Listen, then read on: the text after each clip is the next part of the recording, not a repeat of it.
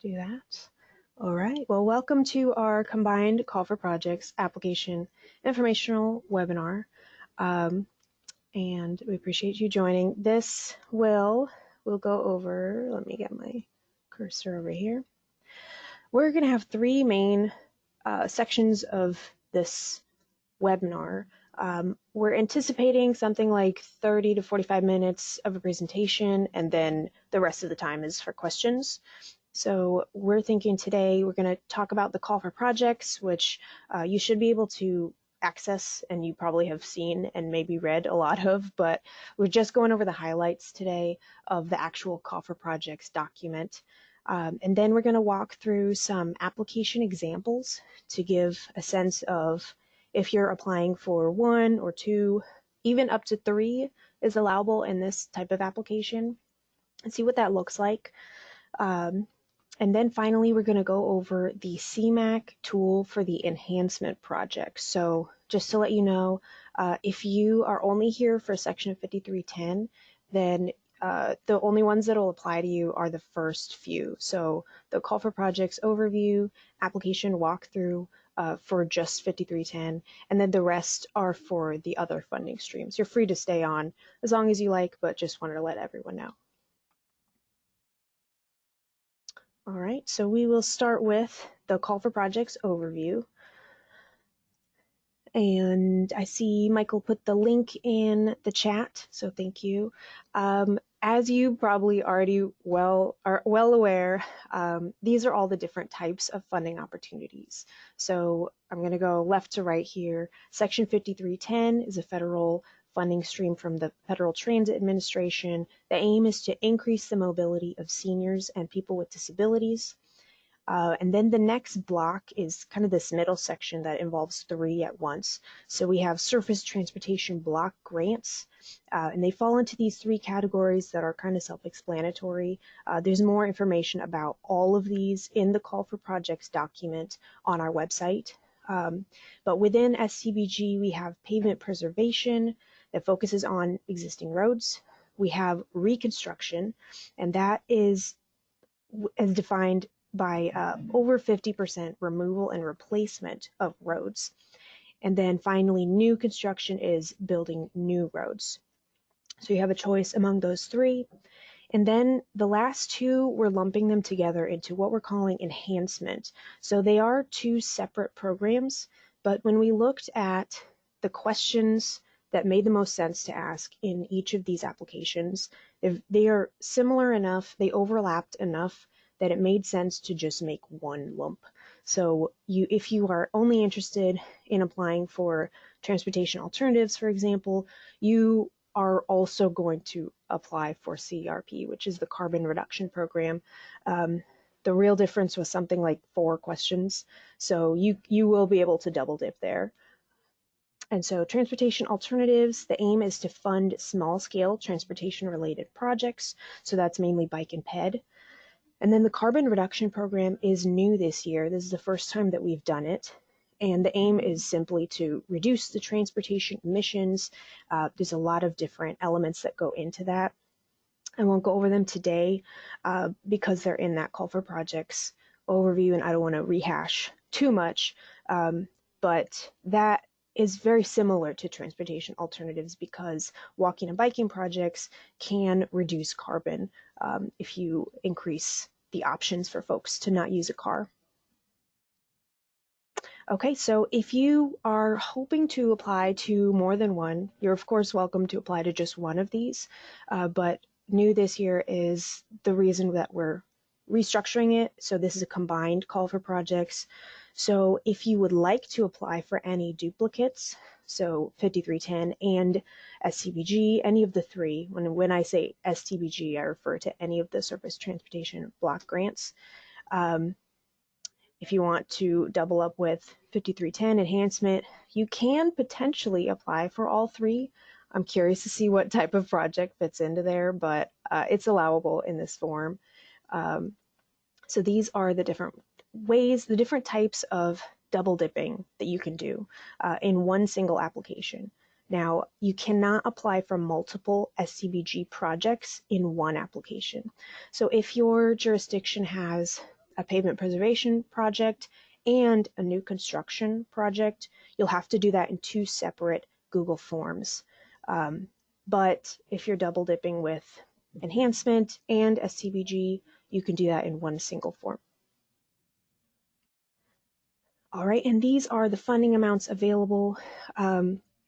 It's a total of $11.3 million, which sounds great for our region, and that's split up into all those different types of pots, as you could see here. So the most we have is SCBG traditional, actually. That's over 7 million, and then moving to SCBG preservation, and then it's a close tie between the carbon reduction program and transportation alternatives. And Section 5310 is coming around, and the caboose has got 175,000, which could still do a lot for our transit system here. And so when we think about the actual application process, it's 3 components. So in this webinar, I'll probably use the word application synonymous with the Google form. But really the full application is 3 elements. So the Google form is the bulk of the application, and I'll show you in a moment what that looks like, which again you probably have. But you also do have to submit 2 separate things that didn't quite work well enough to submit with the Google form in the same format. So we're asking you to email 2 extra things to us. And this is the first year we're doing this type of combined project application. So we're working out any bugs. If you see anything that could be improved, please let us know, because we're looking to make it better throughout the years if we can.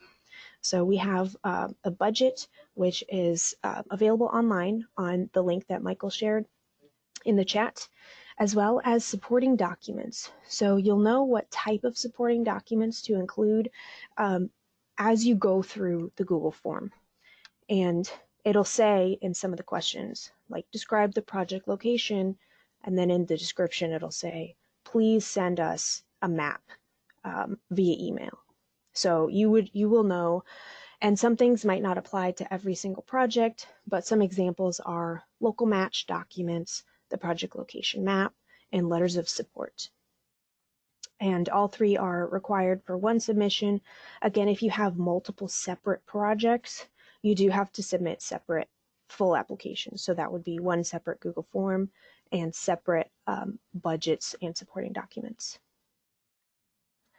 And then finally, we have the review process. I will only touch on this 1 slide because if you go through the call for projects document, it is several pages.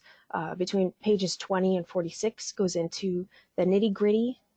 These points are the overall look at each of the sections, each of the funding streams, but you can go into high detail about each one to understand what certain questions are rated. And we hope to put together a subcommittee to review all these applications around September of this year, give or take. And we'll keep you updated about that. All right, so now I'm going to walk through the application for 2 separate options. I'm going to do a single project and a combined project just to show you what that looks like. So like I said at the very beginning, I'm going to focus on this first one as Section 5310, and then all the ones after this are just SCBG or enhancement, so it's up to you. If you're only here for 5310, you can stop after this section. So I'm going to cancel out of my PowerPoint, and I'll back up a little. Okay, so this is the form that you will see from our website, which I was just on. If you go to our main page and you go to our work and then call for projects, you'll find this same page. And you can click on application, which is where I am now, right here. And it just goes over everything that I just said right now. And so we are going to start, actually, I didn't look at this example. So the example we're doing for 5310 is we're going to build a sidewalk to a transit stop that is currently not accessible. So this is a hypothetical project. It does actually exist in the region. So one of our jurisdictions is actually doing this. So I'm using their example. But and at this hypothetical intersection, there is a bus stop that is not accessible. We want to build a sidewalk that extends from an adjoining block to this bus stop to make it accessible. So we go back to our application and you make a name that makes sense. So let's say sidewalk extension to, what was it, Oak and Pine, I think. Or let's say transit, just to make sure it's clear that that's in there. And I won't go through every question, but so these are all the contact questions, contact people, and you write down what type of jurisdiction. And I will say for 5310, nonprofits are eligible. So we have that in here. And then this is a long list, but for this one, I'm going to look at my cheat sheet here.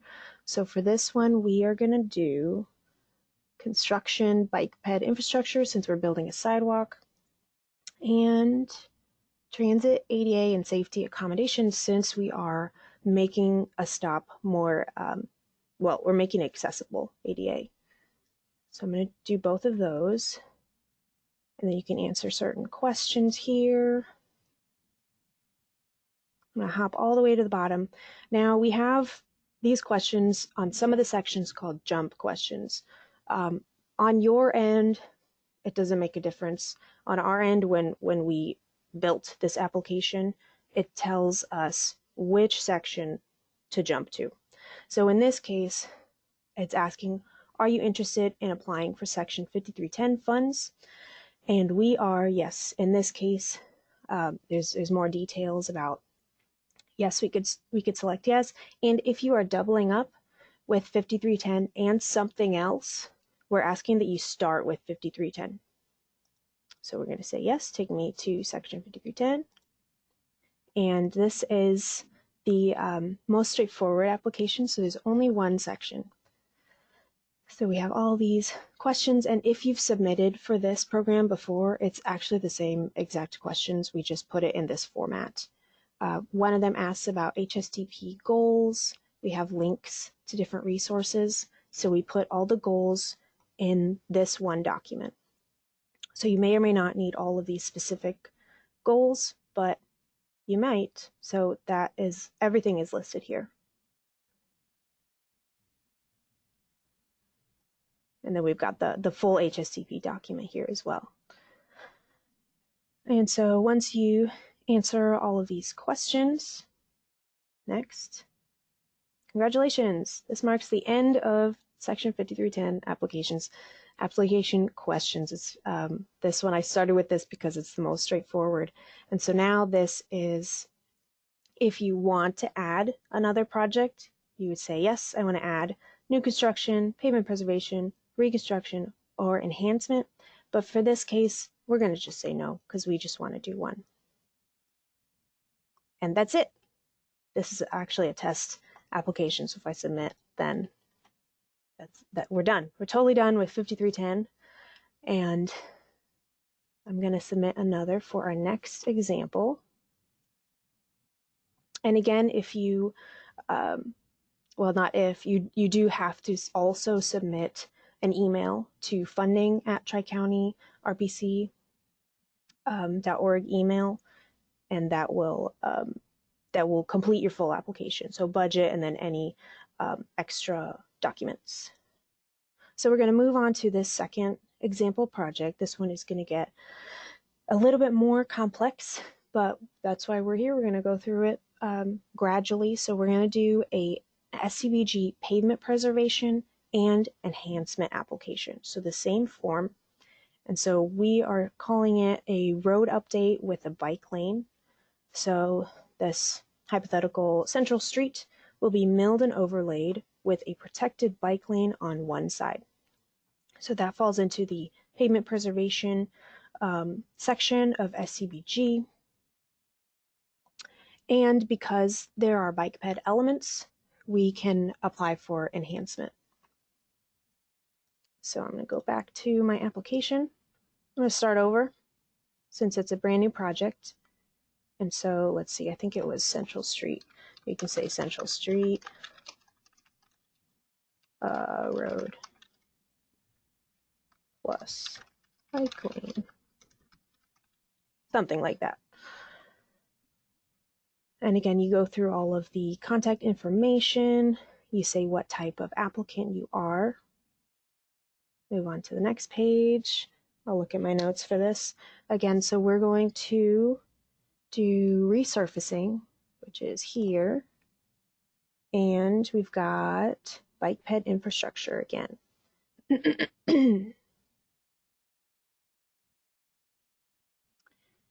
And fill out all these questions normally. And now we're going to do the opposite. So last time we did 5310, this time we're not. So we're going to say no. And you'll see that it's working because now we're on page 3. And it's going to take us not to page 4, but we skipped over section 5310 because in this case, we don't need those questions. So again, this is not something you have to worry about, but it just shows that this is how kind of the back end of the form works. So you list where the project is, and here it says, please send a map of the project location separately via email. So this would be one of the extra documents. Okay, we've got more sections. This is about public involvement. Oh, and then before it did say, if you received any letters of support, please attach these separately through the email. Moving on to higher description of the proposed project. So again, we have the goals, and this link leads to the same document. This one is asking specifically about the IIJA, so we've listed these here for you. You don't have to look them up. So that's here. And we've got some more questions, and this is another jump question. So remember, that means that it could take you to, it could skip over or jump over different sections that are not applicable to what we need right now. So we are filling this application out for pavement preservation and enhancement. You might say, oh, well, they're on different answers. What do I do? Just pick one, and it will be able to direct you to the second one later. So we're going to start with pavement preservation. And then we're going to remember that. So we started with pavement preservation, and then we're going to move on to enhancement as the second one. Right, so we have our quantitative data here. We will have to do some math, but it's very straightforward. We've got addition, we've got multiplication, or actually division here. And then you've got to make these two numbers into a percentage. Okay, so then we've reached another jump question, and we're still sticking with pavement preservation. If we do reconstruction, that it'll just have you answer questions you don't need to. So we're going to stick with pavement preservation. And we've got more questions here about regional significance. And we'll go to the next. And we're done. We're done with our first one in this form. So we finished pavement preservation. And in this case, we are going to move on to enhancement because we have two options. We have enhancement and we have, nope, I'm done. I would like to stop here. So we'll move on to enhancement. And this will take you to more questions specific to enhancement that were not needed for preservation. And some more questions about multimodal. Some questions about environment. And then here again, we have another jump. So, and this is kind of a special case. We do want to click enhancement, but we had to kind of work this in. Just it made the most sense in this way. So we have a fourth option that says, I've already completed the preservation questions. Now I'm completing enhancement as my second application. It's not wrong if you click this enhancement. It'll just take you to a page you've already completed. So right now we will do this one since enhancement is the second application. And then this one is, this is a preview to what I'm about to go over really soon. So we have an emissions calculator toolkit that you can use to get all of these numbers. And so once you get these numbers, which I will show you in a moment how to do, you add them into these boxes. Then you click next. And then this is the end of the enhancement section. So you're done and you say, I don't want any more. I've already done pavement preservation. I don't need any of the other ones. So now we say, no, I am. So the question is, are you interested in applying for any other ones? We're going to say, no, I'm done with the application. And we'll see the same final screen and we can submit it.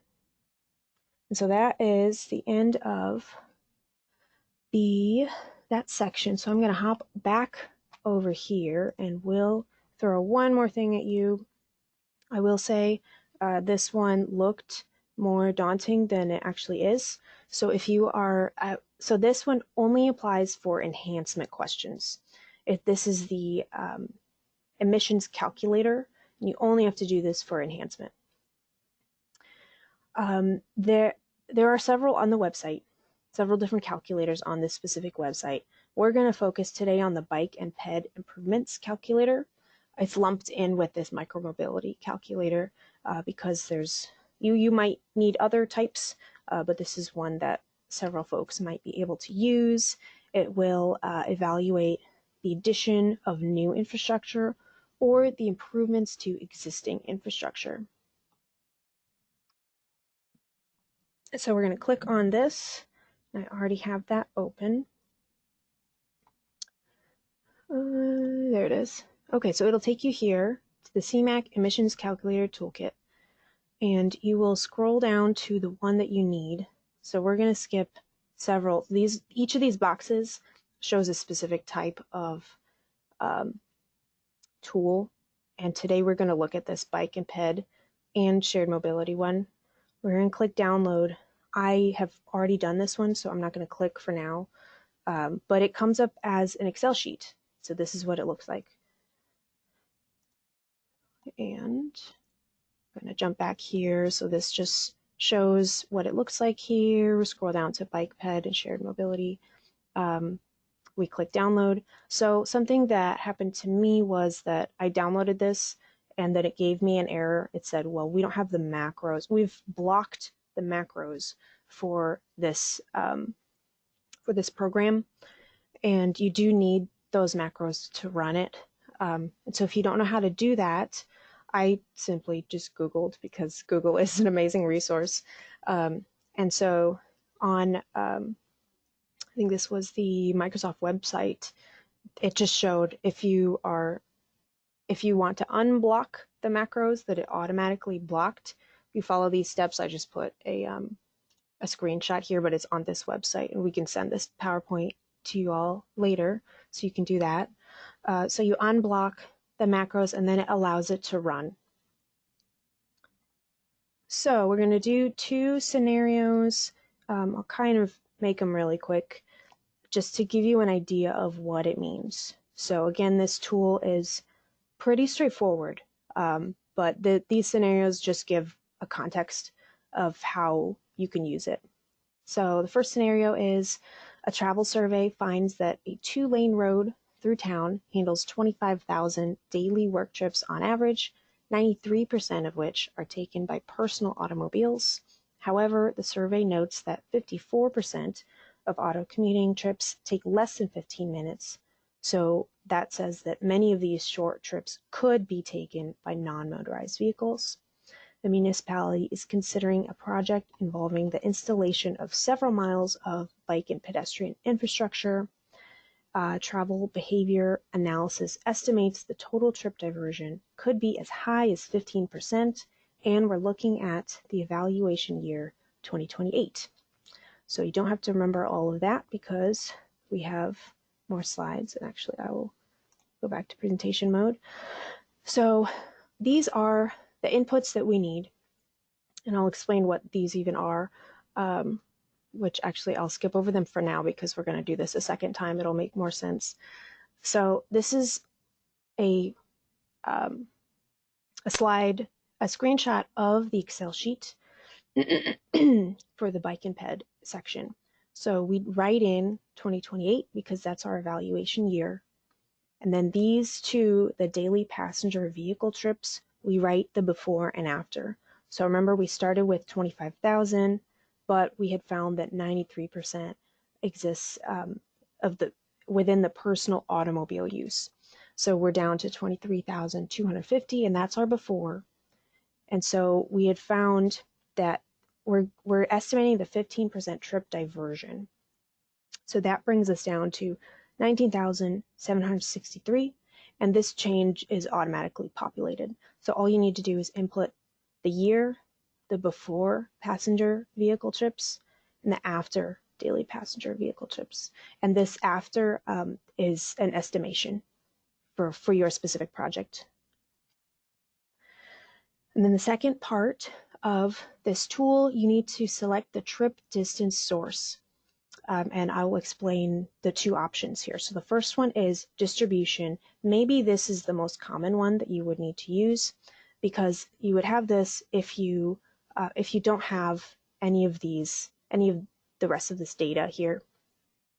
So we're going to select distribution. We're going to click fill national values, and it will auto-populate all of these gray boxes. And that just shows the national trip distribution. If you do have local information, local data, the next example will show how that can work. But right now we selected distribution, we clicked on fill national values, and it spits this out. So this is all the information that is asked for on the Google form. If you remember, we scrolled past all of them, but we just simply ask you to type those in to the Google form. And so we're moving on to number 2 to show a second option. And I won't read through all this, but the MPO is looking to improve a current bike ped regional trail by expanding the trail into nearby towns before the end of 2026. That's our year. Using a travel demand model to look at existing travel patterns, it's determined that the number of motorized passenger vehicle trips would drop by 670 per day, which is 60% pedestrian trips and 40% bike trips. And the total motorized passenger vehicle trips would drop from 17,000 to 16,330 after the trail is implemented. And then the MPO used their travel demand model to determine that the average length of a bike trip in the region was 3.2 miles, and the average length of a pedestrian trip was 0.9 miles. So these are two pieces of information that we did not have in the first scenario. So now we're going to look at this a little more closely. Now we understand that we need the project evaluation year. We need daily individual motorized trips. This is one that you do need to input for this to work. And before and after, so you can deduce the after from the before. Then we have our one-way trip distance source. This is the thing that we're changing. It used to be the distribution model or option, and now it's going to be different. And then this time we do have a typical trip distance. Last time we did not have that data.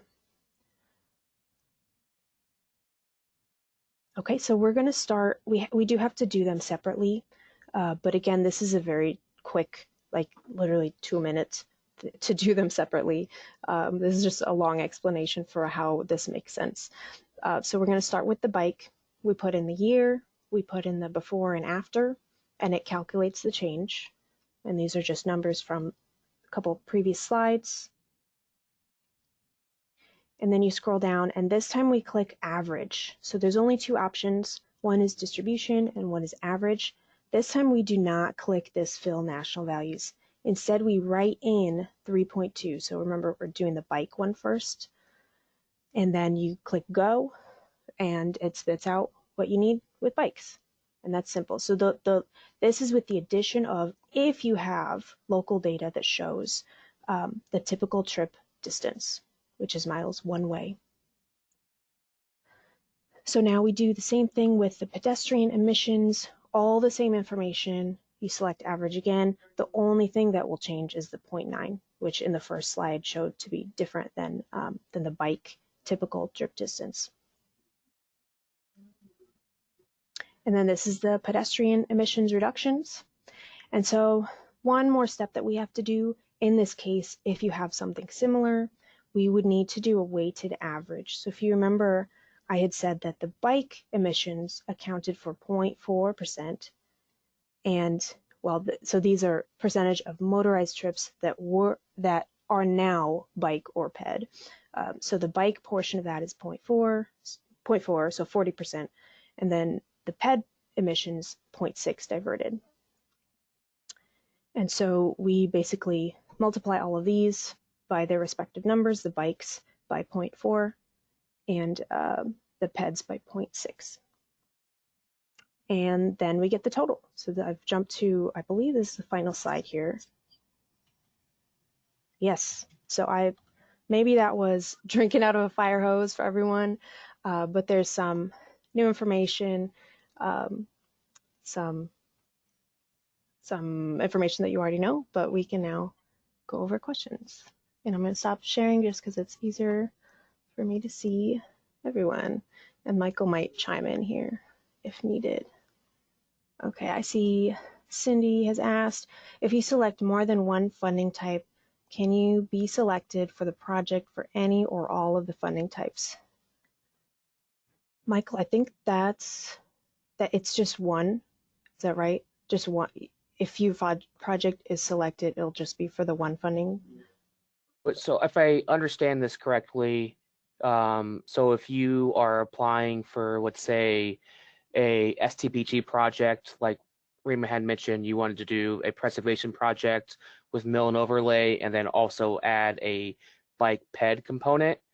So you would be applying for both the STPG preservation and then also the enhancement. Could you be funded for just one? Is that, I'm assuming that's what you're asking.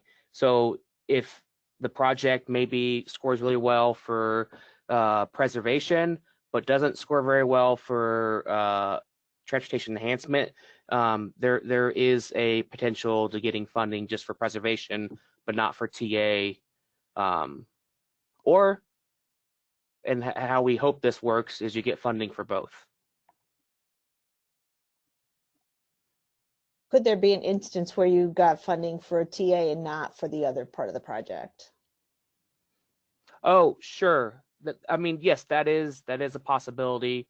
And then that would just be up to the community if they wanted to proceed with just the TA and not the STPG.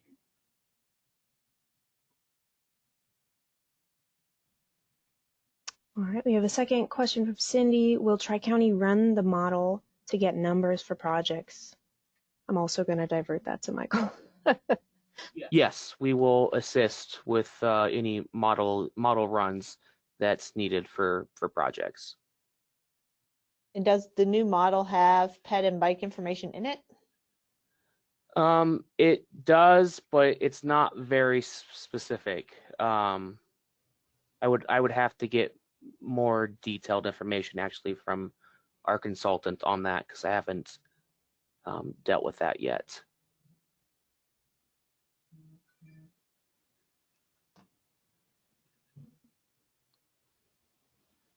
Got a question from Tazewell County. Is there a limit to the number of submissions?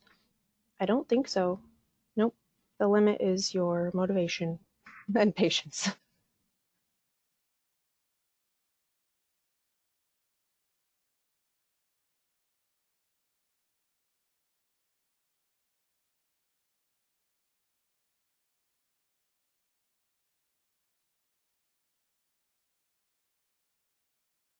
So yeah, if your community has 3 projects that you want to apply for, please apply for all 3 projects. And then if one of those projects have multiple components so you can apply for a few different funding streams, please do so. The only caveat here is if you get funding for reconstruction or a new roadway, you can't get funding for preservation, or if you get funding for reconstruction, you can't get funding for new construction. So for STPG, you'd only get funding for one out of the three. So if there's an instance where a community gets they score well to be able to get funding for both, that community would have to choose which one they would prefer, and then we would just go down to the next highest scoring community to award the other project you didn't choose.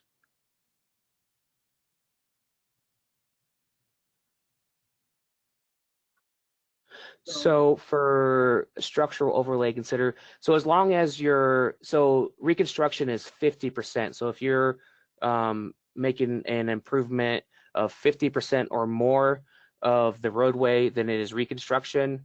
If you're under that 50%, then it is pavement preservation.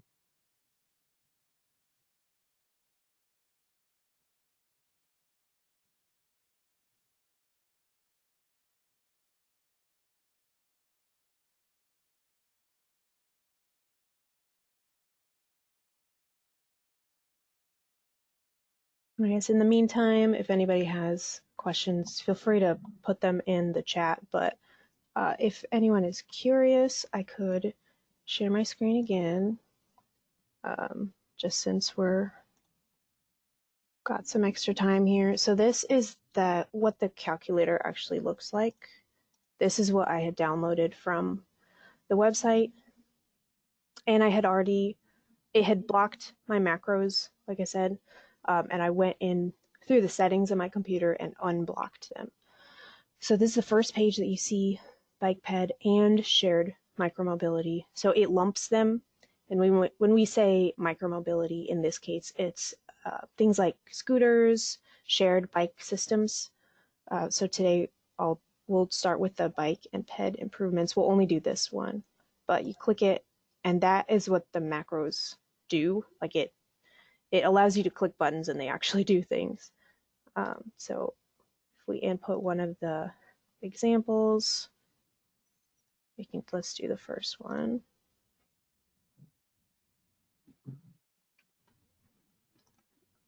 So I'm going to scoot this to the other side just so you can see just the screen. But that year was 2028, so that was a drop down. And our before, I'm checking my notes. Our before was 23250. And then our after 19763. Bam. And so it automatically does this change. And so our first example was distribution. And see, I do get this error, but honestly, it does not affect the run for me. So if anybody else gets the error and understands why it's giving me that error, then let me know. But again, it still does everything I need it to do. So this automatically populated all of these guys. And then we calculate. And then we have, just to check, carbon monoxide 18.488. And then I'll swing over and see what we got before, and it was 18.488. So it is really very straightforward. The tricky part is just to get the data, but once you have it, the input is very simple.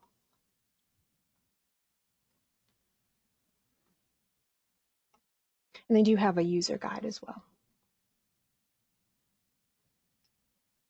So there's that.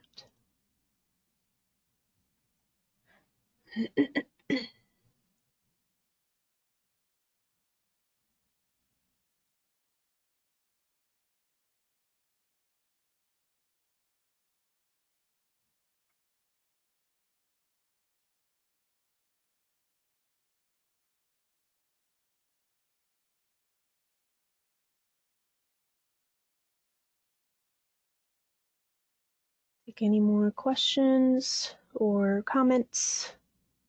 Has anyone tried starting a project or have any comments about that?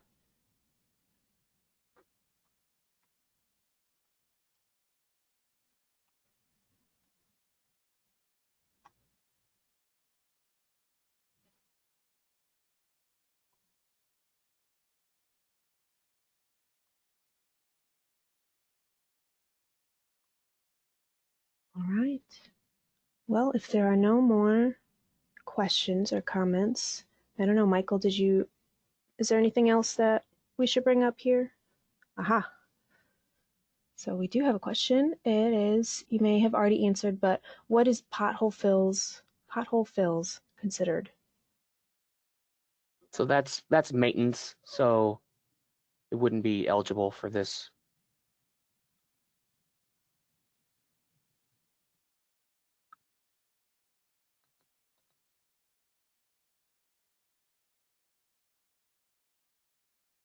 All right. Well, we are happy to take any more questions by email or by phone, however you need in the future. But if that is it for today, then we appreciate your patience, and we can, since we recorded this, we'll put it on the website. And so if you know anyone who wanted to come, then they'll still be able to access it. Thank you. Have a good rest of your day.